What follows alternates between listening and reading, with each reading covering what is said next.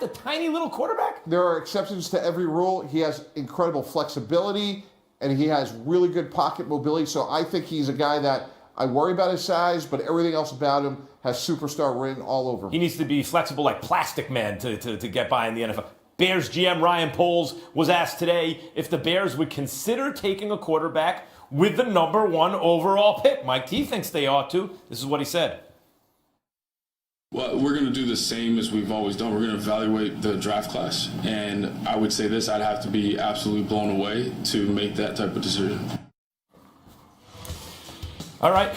Comparing the sizes of the top 5 quarterbacks in the upcoming NFL draft, according to Mel Kiper Jr., you can see Bryce Young there, second, 6 feet, huh? He's the only one under 200 pounds, and he's listed at 6 feet. He might be shorter than that. I'm going to go ahead and guess if they're listing him at 6. He's not 6 feet.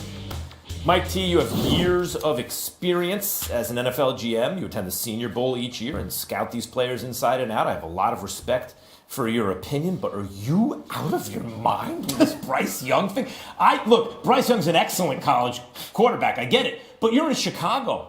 You're in a bit like, look at what the Bills did with Josh Allen. Get a big, strong kid who can run and has a big arm. For the conditions, you're going to get a little itty-bitty guy, slightly built, who doesn't have the biggest, strongest arm. Right? You're going to get that guy who can't run like Justin Fields. You're going to take Justin Fields, say goodbye, and take him instead? Yes, absolutely. And here's why. I like Justin Fields. This is not I don't like Justin Fields. There are flaws in his game, however. I think he has a chance of being a really good player. Bryce Young's arm strength, anticipation, and accuracy is that of a special elite NFL passer. He is small. That is undeniable. But because of his flexibility and pocket mobility, I think this is what the Bears should do. Coach, you build a dome somewhere. Okay, maybe. You go get... But Bryce Young in Chicago? What do you think of Mike T and his whole idea here? Well, Mike brings up some good points. Look, I work with Mike, and he's going to get beat up a little bit by some folks on this one. But you know what? He sees it a certain way. I don't agree with him. I mean, we would be going to dinner. I know what he likes. By about 3 dinners in about 3 weeks, I'd kind of persuade him maybe to stay with the guy we have, because I do like Justin Fields, and I like his leadership qualities, his ability to move in the pocket, make plays with his legs. Reminds me a lot of Jalen Hurts. Really, Jalen Hurts has improved as a passer. That was the knock on him. And they run an offense that is conducive for his skill set. I think that's a part of the equation here too. Look, this guy's he's had 2 coaches already. They got to build an offense around him, what he does well. Some RPO stuff, move the pocket, and get him some offensive line help. This guy was sacked 58 times, and he's an athletic quarterback. Can you imagine if he wasn't an athletic quarterback? He wouldn't have finished the season. So there's a lot of positives. I think he's a leader of this football team, and he meets the criteria, in my opinion, just my humble opinion, of a quarterback that matches the city, Chicago Bears. He's kind of that kind of quarterback when you look back at the history of the Chicago Bears quarterbacks.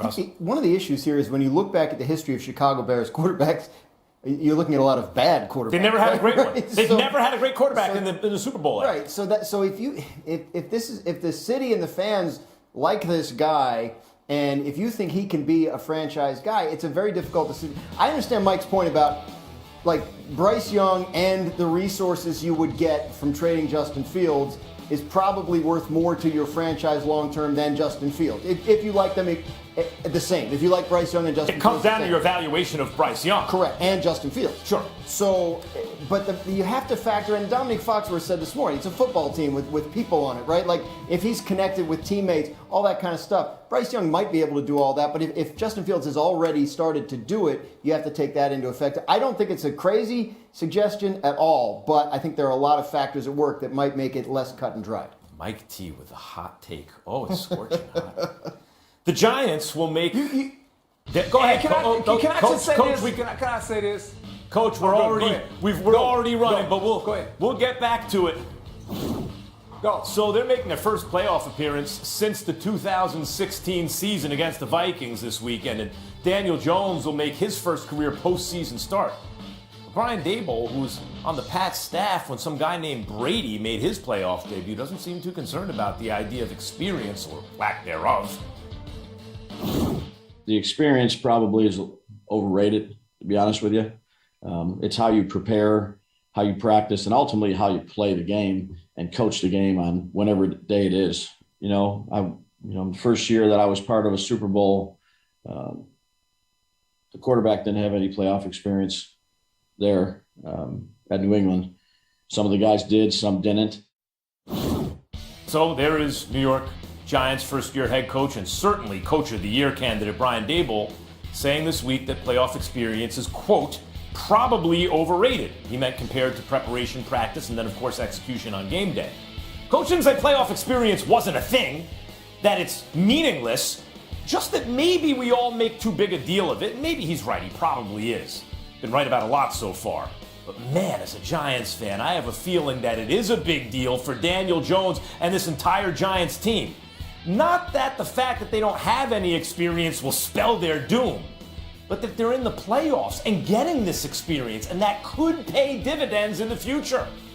Daniel Jones has quietly had a heroic season by not trying to be the hero, not trying to do too much, taking what the defenses are giving them, not turning the ball over, and a couple times a game coming through with his arm or his legs when the team really needed it.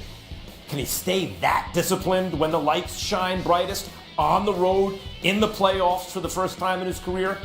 Because the way he and this Giants team has played, and the way Daboll and his staff have coached, sure feels like this won't be the last time they're in the playoffs. And overrated or not, bet the experience comes in handy. Coach? Well, I think it's real simple. It's all about Josh Allen, his ability to move in the pocket, make the unannounced plays. But here's the key. Keep him in the pocket, don't let him move around. And the next one is this. When they get into the red area, he has had a habit of turning the ball over in the red zone. They got to get a couple takeaways, force him on some bad throws in that red zone, and they'll have a chance. Keep him in the pocket, force him some turnovers in the red zone, and you got a chance. A slight chance. Next up, a real Coach, slight chance. How do the Seahawks take down the division rival, red-hot San Francisco 49ers? Well, yeah, Pete Carroll has always done a good job against San Francisco. They struggle against the Seattle Seahawks, and I think this is the key. They got to stop the run, right? They have to stop the run, because if you can stop the run, the play-action pass will no longer bother you. And then the next best thing is this. That tight end, that Kittle fellow, you better know where he's at. You need to put some hands on him. Don't allow him to release down the middle of the field.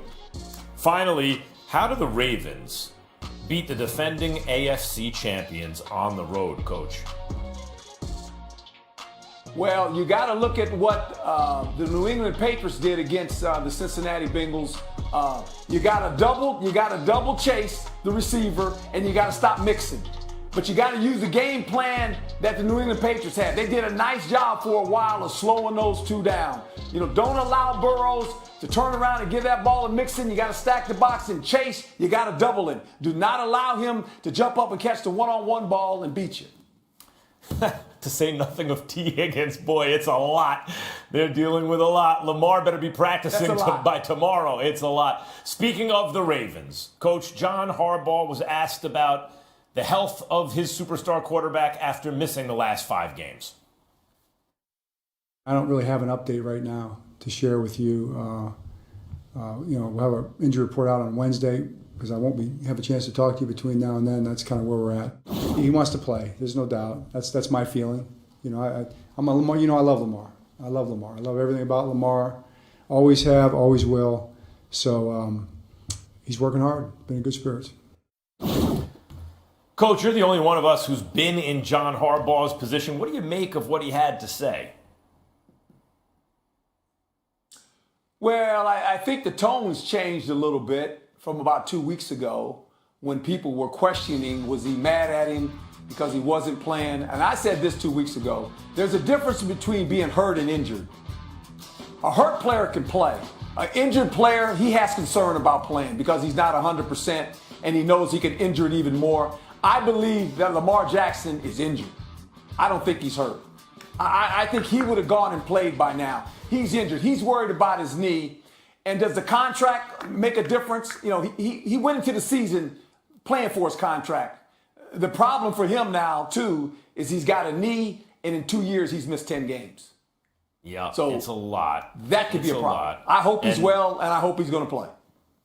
I think Graz, if we don't see him out on the practice field by he got to practice by tomorrow. He's been off for a month, right? What's the latest on 5 weeks Lamar? since he practiced. 5 weeks? And Right. what, are you going to practice once and then go into a game against Joe Burrow and the Bengals and these guys, an underrated defense? What's the latest on There's Lamar? some optimism that he'll be able to play this week, but that's not the first time in the last 5 weeks that they've had some optimism, right? And he hasn't been able to play or even practice. Again, he's coming off a significant injury, was not on the practice field other than working some with the trainers on the side last week. So to jump back into practice for 2 or 3 days, and then play in a playoff game feels like a lot. We'll know a lot more, I think, this time tomorrow. Mike, the Ravens are my preseason pick, and I still think, if Lamar is out there practicing by tomorrow, maybe they have a shot. Much more than that. Let's say he's not out there tomorrow. He's not out there Thursday, but he plays on Sunday. Can they beat the Bengals? No. And the reason they can't is the Ravens just saw what happened with Jalen Hurts in Philadelphia. Jalen Hurts went out and played poorly. He was clearly had a lot of rust when he played Sunday against your Giants. So to me, if I'm the Eagles, I got through that game. I got the rust off. Now I can get Jalen Hurts 100%. The Ravens don't have that luxury. And as Graz just mentioned, it's been 5 weeks.